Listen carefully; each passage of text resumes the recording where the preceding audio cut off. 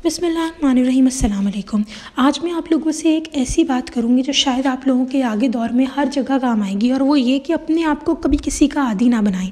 हमारी ज़िंदगी में बहुत रिश्ते होते हैं, कभी हमारे माँ बाप, कभी हमारे बहन भाई, कभी कोलीग्स, कभी यूनिवर्सिटी के फ्रेंड्स। और अगर जितने आप लोग यंग एज से बड़े होते जाएंगे, आप देख रहे होंगे कि आप कितने ज़्यादा इमोशनल थे जब आप छोटे थे, क्योंकि आप मासूम थे। आप हर किसी पे आसानी से एतबार कर जाते थे, हर इंसान आपका आसानी से फ़ायदा उठा जाता था। इन सारी चीज़ों को मद्देनज़र रखते हुए ही आज की वीडियो है, और मैं आप लोगों को ये बताना चाहती हूँ कि अगर आप लोगों पर ऐसी सिचुएशन आए जब आपके सामने किसी की हकीकत खुले, तो पागलों की तरह इंसान के पीछे भागने की ज़रूरत नहीं है, बल्कि उसी वक्त अपने कदम को उस ही जगह पर जमा लें जैसे किसी ने आपके पाँव में सीमट फेंक दिया हो।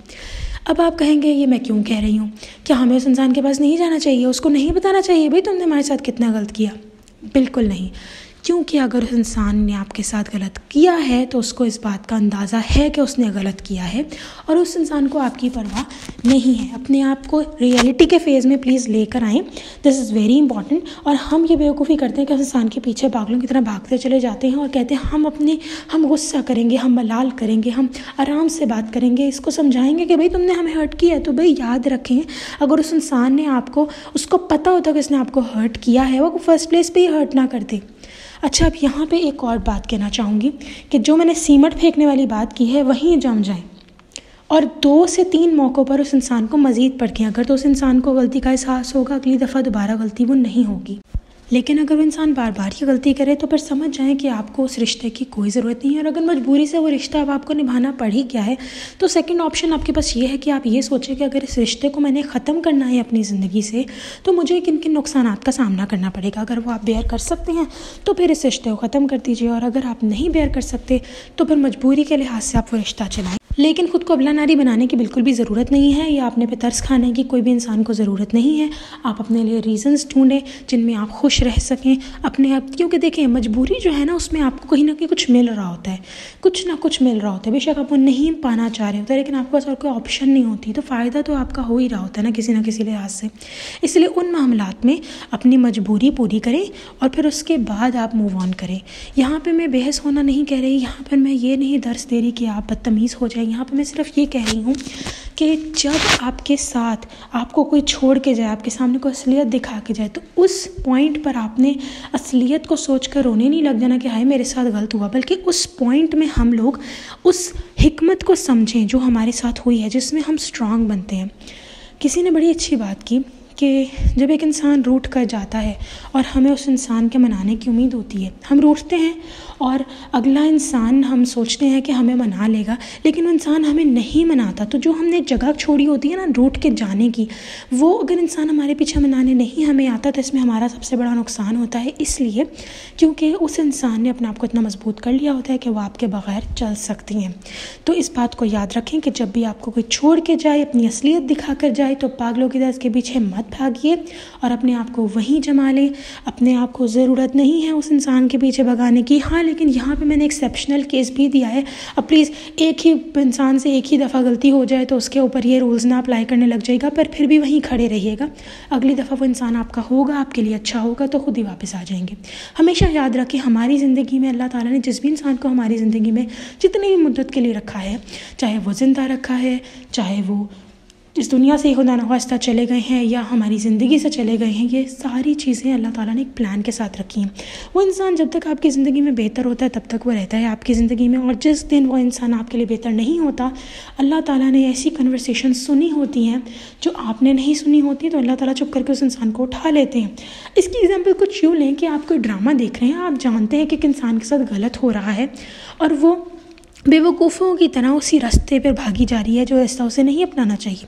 आपके सामने ड्रामे में दोनों साइडें एक्सप्लेन की जा रही हैं। अब जब आपको दोनों साइडों का इल्म है तो जाहिर है फिर आप नहीं चाहेंगे कि वो लड़की उस रास्ते भागे या वो आदमी उस रास्ते भागे जो ड्रामे में दिखाया जा रहा है। तो ऐसी सूरत में बिल्कुल यही हाल आपका भी है। हमारी ज़िंदगी भी एक ऐसा ड्रामा है जिसने क़यामत और जन्नत में जाके ख़त्म होना है इंशाल्लाह।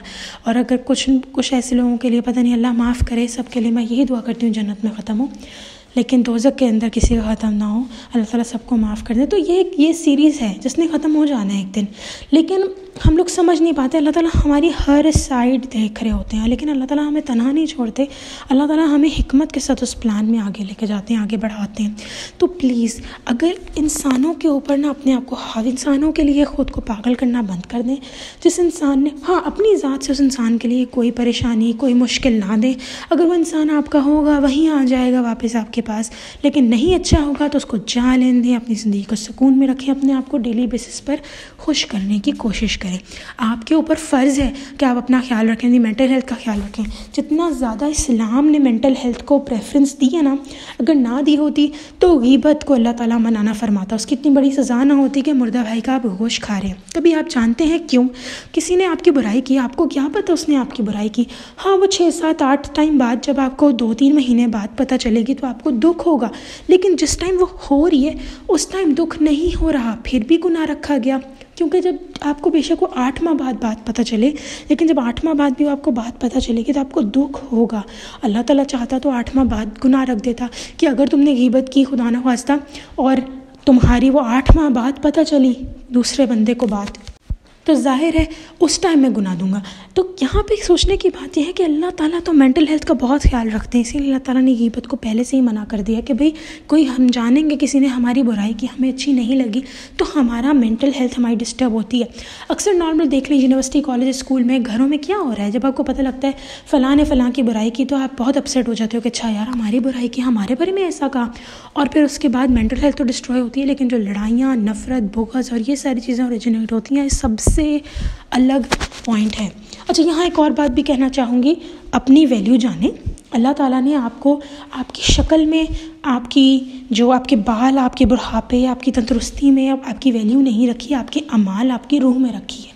तो अपने आप का सेंटर पॉइंट अल्लाह ताला को टूट कर चाहने की कोशिश करें। इंशाल्लाह अल्लाह ताला से साथ साथ दुआ भी करें कि या अल्लाह मैं आपको टूट कर चाहना चाहती हूँ, तो please let me do this. और इंशाल्लाह अल्लाह ताला आपको उस मुकाम पे ले जाएंगे। फिर यकीन करें, मैंने बहुत सारी ऑडियोज़ ऐसे बनाई हैं, कुछ भी पाए और वाकई सब मिल जाएगा आपको। ये जब आप इस फेज़ में आएंगे ना तो फिर आपको पता लगेगा कि वाकई हमें सब मिल गया। लेकिन जब सब मिल जाता है ना तो उसकी अहमियत नहीं रहती, क्योंकि आपकी डायरेक्शन दूसरी तरफ चली जाती है। खुद आप सोचें ना, आपके हाथ में 100 रुपये हैं और आपने बूफ़े खाना था, तो बूफ़े डिनर खाने के लिए आपने जो रेस्टोरेंट का इंतखाब किया था, आप वहाँ जाने लगे तो रास्ते में आपको एक और रेस्टोरेंट नज़र आया जिसमें 150 डिशेस पेश की जा रही थी, लेकिन जिस रेस्टोरेंट में आप जा रहे थे उसमें 50 थी। तो आप 150 को ही चूज़ करेंगे ना, प्राइस भी सेम है और हालात भी सेम है, तो क्या करेंगे, पहले भी आ गया तो आप उधर ही जाएंगे ना जहाँ 150 डिशेज़ होंगी। बिल्कुल इसी तरह हम इंसानों का भी यही हाल है कि जब आप अल्लाह ताला की साइड अपना लेते हैं, जब आप अल्लाह ताला को ही सब मान लेते हैं, अल्लाह ताला को टूट कर जाते हैं, अल्लाह ताला को अपनी प्रायोरिटी लिस्ट में पहले रख लेते हैं, तो फिर सब ठीक हो जाता है। I hope you get my point. लोगों की वजह से रोना पिटना बंद करें, अपने आप को सुकून में लाएं। लोगों की वजह से अपने हालात को मुश्किल बनाना अपने लिए बंद करें। कोई कुछ कह गया, हाँ यार कह गया, चलो छोड़ो, व्हाट कैन आई डू, कुछ कर सकते हैं, मुंह बंद करा सकते हैं, टेप लगा सकते हैं, सी सकते हैं उसका मुंह, नहीं है तो बल्कि गुनाह हो जाएगा, अल्लाह माफ़ करे। तो बेहतर है कि बैल के पीछे ना भागें, अपनी ज़िंदगी को आगे लेके चलें, खुश रहें। अल्लाह हाफ़िज़।